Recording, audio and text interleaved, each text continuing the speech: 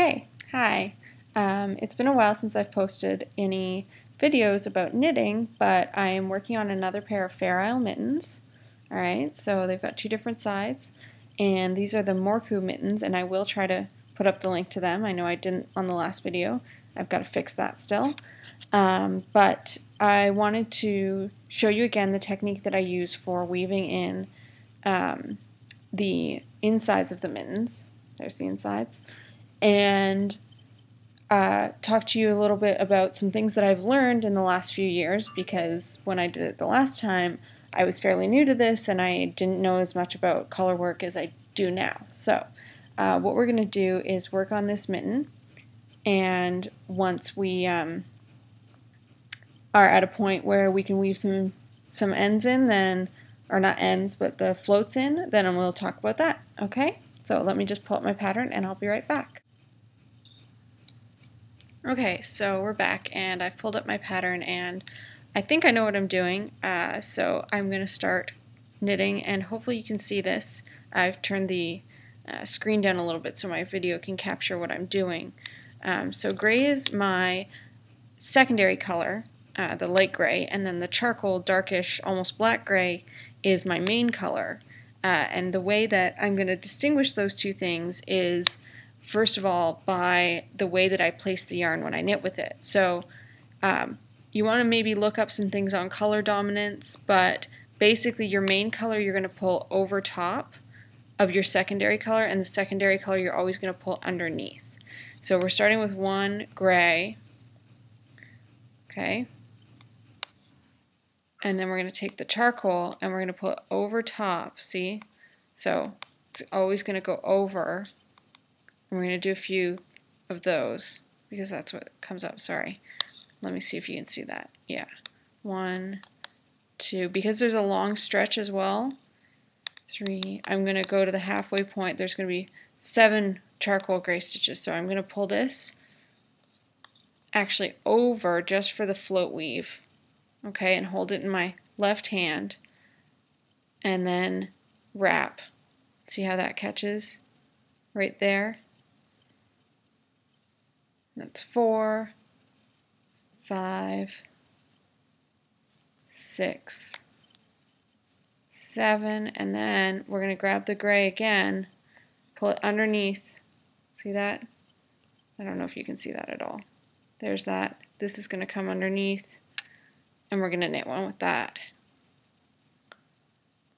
And then we're going to stop again for a second, and I'll be right back.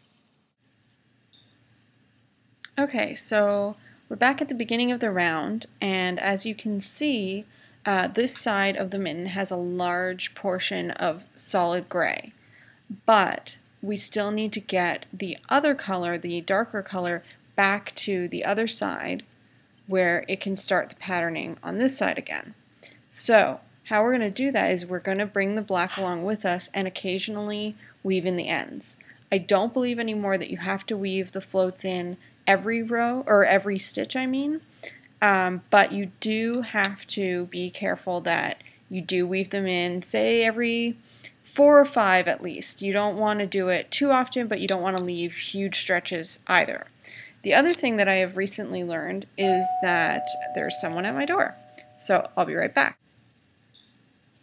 Okay, sorry about that. You know, it's the holiday season and also lots of mail and packages being delivered. So we were talking about weaving in the floats. So if you can see on the inside, got all kinds of floats. This is a little bit of a hairy yarn, so it might be hard to see.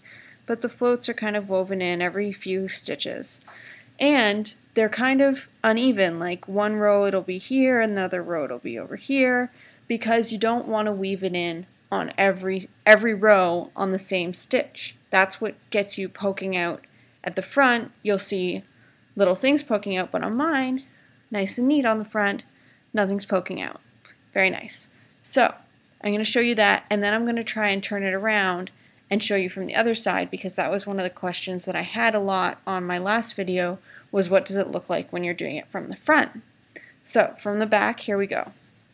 Alright, so remember, make sure we're not tangled already. We're going to be holding mostly the light gray in order to knit with it. So I'll knit a couple stitches, say 3 stitches. And then if you want, you can hold them both in your hand, and you're going to, sorry, I've got them in the wrong way, and you're going to just kind of loop it around. Okay, so they're crossing there in the middle, and still knit with that one. And then just kind of knit a few more stitches. It's a little awkward feeling at first, but you get used to it. And then, that's what, 3? That's good. We'll do it again, but we'll cross them the opposite way. You don't want to pull it too tight either, or you'll end up with a really tight, taut looking knit on the front, and it'll get kind of lumpy and bumpy, and it won't look so good. Knit a few more.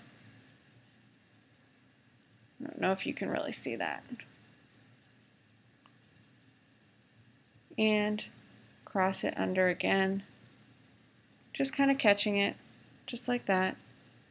I don't know if you can see too well, but alright, so just give me a minute and I will flip this around and show you from the other side. Okay, so here we are from the other side, from the main side, and this is a little awkward for me since I'm doing this over my laptop, but I'm going to give it a shot and see if I can show you a little bit of what it looks like knitting from the perspective of the knitter. So here we are, the first stitch on this needle. We'll just knit a couple stitches. This is very awkward, so I apologize. Okay. And then we will try to flip these yarns so that the gray one catches it underneath. See that? I hope so. Okay. And knit a few more stitches. And then we'll try catching it the other way over top, just like that.